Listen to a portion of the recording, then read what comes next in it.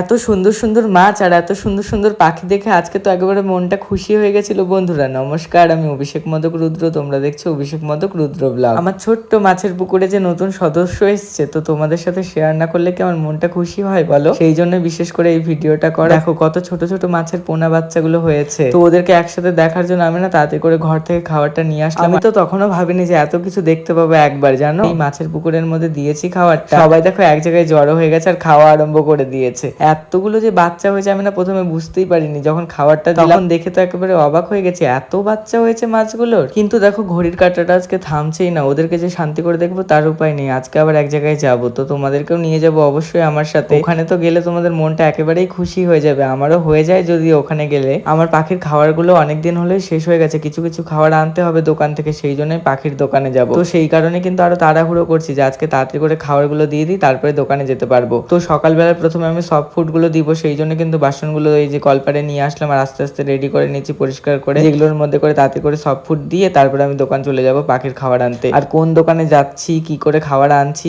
আর কি কি আছে দোকানে, সবটাই কিন্তু এই ভিডিওতে দেখাবো। তো শেষ অবধি সবাই দেখো, তাহলে দোকানটাও দেখতে পাবা আর কি করে যাবা সেটাও দেখে নিতে পারবা। অনেকের বদ্রি পাখি বলে সফট ফুড খায় না, আমারগুলো তো খায়, সেই জন্য একটা জিনিস চিন্তা আমার মুক্তি, যে সকালবেলা সফট ফুডটা দিয়ে আমি দোকানে চলে যেতে পারবো খাবার আনতে। এখানে সমস্ত প্লেটগুলো রেডি করে নিচ্ছিলাম। আর একটা জিনিস খুব ভালো হয়েছে যে মা আগেই সব ফুডগুলো আগে সেদ্ধ করে রেখেছে, তো এতে কি হয়েছে আমার ওই সময়টা বেঁচে গেছে। আমি যতক্ষণ ব্রাশ করছিলাম ততক্ষণে মা ভালো করে সব ফুডগুলো সেদ্ধ করে রেখেছিল। তো এখানে সব ফুডগুলো নিয়ে আসলাম রান্নাঘর থেকে, তোমরা তো দেখলাই, কিন্তু এখনো গরম আছে সব ফুডটা, জানো তো। আমি আরো ভাবলাম যে নিয়ে এসে সঙ্গে সঙ্গে দিয়ে দেবো, কিন্তু তার উপায় নেই। দেখো কি সুন্দর করে সব ফুডের উপর থেকে ধোঁয়া বেরোচ্ছে, এরকম কি দেওয়া যায়? তো তাড়াহুড়ো করে তো আমাকে এটাকে ঠান্ডা করতে হবে, সেই জন্য কলপারে তাড়াতাড়ি করে নিয়ে যাচ্ছি, কারণ কলপারে জল দিয়ে ভালো করে ঠান্ডা করে নিই। ঠান্ডা জল দিয়ে ভালো মতো ধুয়ে নিলে তাড়াতাড়ি ঠান্ডা হয়ে যাবে, সেই কারণে ঠান্ডা জল দিয়ে ভালো মতো ধুয়ে নিয়ে চলে আসতেছিলাম। তখনই হঠাৎ করে একটা জিনিস দেখে না আমার মাথাটা খারাপ হয়ে গেছে, জানো। এইখানে না আমি অনেকগুলো তুলসী গাছ লাগিয়েছি ওই পাখিগুলোকে খাওয়ানোর জন্য, পাতা তুলে তুলে, এই জন্যই মধ্যে মধ্যে আমার মাথাটা গরম হয়ে যায়। দেখো তুলসী গাছটা কি অবস্থা করেছে ছাগলগুলো, একটা ডাল এইভাবে ভেঙে ফেলে দিয়ে রেখেছে। এবার এই ডালটা তো থাকলে আস্তে আস্তে শুকিয়ে যাবে, এবার কি করব, তো ডালটাকে আমি ভেঙেই নিলাম, কিছু করার নেই। ডালটাকে ভেঙে এখনই বদ্রি পাখির ঘরে দিয়ে দিতে হবে, নাহলে এই পাতাগুলো একেবারে নষ্ট হয়ে যাবে। তো এই তাড়াতাড়ি করে ডালটাকে ভেঙে নিয়ে চলে আসলাম,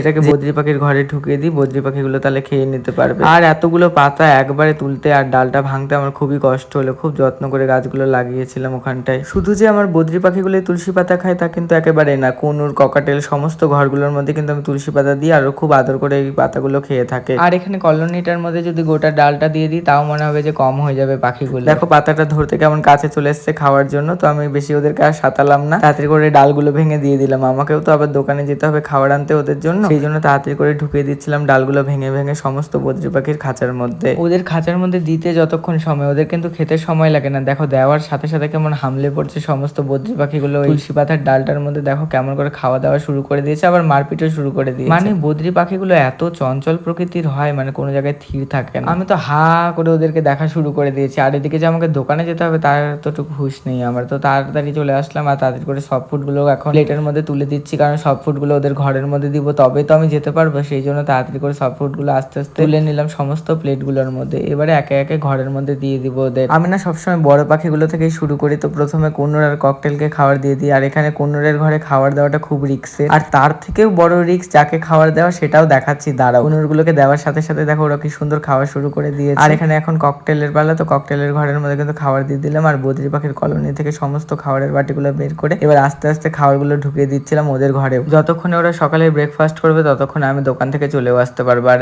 এই যে সেই দুষ্টু পাখি আমার রিকি এত দুষ্টামি করে খাবার দিতে নিয়ে, আসলেও হ্যান্ড ফিডিং এর পাখি তো সেই জন্য এরকম করে। ওরা যতক্ষণে খাবারটা খাচ্ছে তাহলে আমি রায়গঞ্জ থেকে যেয়ে ওদের জন্য খাবারগুলো কিনে নিয়ে আসি। তো এখানটায় আমি আজকে বেরিয়ে গেছিলাম বনুর সাথে দোকানে যাওয়ার জন্য, তো বাস ধরে কিন্তু চলে গেলাম সোজা রায়গঞ্জ। রায়গঞ্জ দেবীনগরের সূত্রধর ভ্যারাইটিস যেই দোকানটা থেকে আমি খাবার নিই সেই দোকানটা টুসুদার। আর এখানে এসে দেখি আজকে জন্মের ভিড়, আজকে বুঝে গেছে এই দোকানে অনেক দেরি হবে আমার। কিন্তু পাখির দিকে তাকিয়ে আমার মনটা এত খুশি হয়ে গেল, গোটা খাঁচা ভর্তি পাখি। আর পাখিগুলো এত সুন্দর সুন্দর কালারের ছিল যে তাকিয়ে থাকতে ইচ্ছা করছিল। কি জানি কার বাড়ি যে চলে যাবে আজকে ওরা। কিন্তু ককটেলের যে কালার গুলো ছিল সবগুলো এই গ্রে কালারের ছিল, এই কালারটা না আমার পার্সোনালি অত ভালো লাগে না, জানি না কেন। আর এখানে প্রচুর মাছের কালেকশন ছিল, তো এইখানে আমি চলে আসছিলাম মাছ দেখতে। আর এত সুন্দর সুন্দর রং বেরঙের মাছ, আমি না আসলে অ্যাকোরিয়াম গুলোর দিকেই তাকিয়ে থাকি। গোটা দোকানটা টুসুদার একবারে অ্যাকোরিয়ামে ভর্তি, আর গোটাটার মধ্যে মাছ থাকে। মাছের অ্যাকোরিয়ামটা দেখার মতো থাকে টুসুদার দোকানে। আর সব থেকে বেশি যদি আমার পছন্দ হয় তো এই যে এনাকে আমার খুব পছন্দ হয়, তো এনার নামটা যদি কেউ জেনে থাকো তাহলে অবশ্যই কমেন্টে জানাবা। আমি তো দোকানে আসলে আগে এই মাছটাই খুঁজি যে এই মাছের কোনো কালেকশন আছে নাকি, তো যদি দেখি তাহলে আমি পিঁপড়ার ডিম ওকে খাবো, তারপরে বাড়ি যাবো। কিন্তু আজকে দোকানে যা ভিড় আছে, এই ভিড় শেষ হওয়ার অপেক্ষা করলে আর আজকে বাড়ি যেতে হবে না। তো এখন কি করবো, তো তাড়াতাড়ি করে নিজেই মাপা শুরু করে দিলাম খাবার। যেই খাবারগুলো আমার শেষ হয়ে গেছে পাখি, সেই খাবারগুলো তাড়াতাড়ি মেপে প্যাকেট করে নিলাম। টুসুদা কখন এই ভিড় থেকে ফাঁকা হবে তারপরে আমাকে খাবার দিবে, সেটা যদি ভাবতে থাকে তাহলে আর আজকে আমার খাবার নিতে হতো না। আর এদিকে বাড়ির পাখিগুলোকে শুধু সব ফুড দিয়ে এসেছি, কোনো রকম দানা দিয়ে আসিনি। তো এই জন্য মাথার মধ্যে চিন্তাও ছিল যে পাখিগুলোকে তো দানা খাবার দিতে হবে, সেই জন্য আজকে বেশিক্ষণ আর দেরি করলাম না, তাড়াতাড়ি বাড়ির উদ্দেশ্যে রওনা দিব। যাই হোক, ভিডিওটা এখানে শেষ করছি। তোমাদের কেমন লাগলো ভিডিওটা অবশ্যই কমেন্টে জানাবা।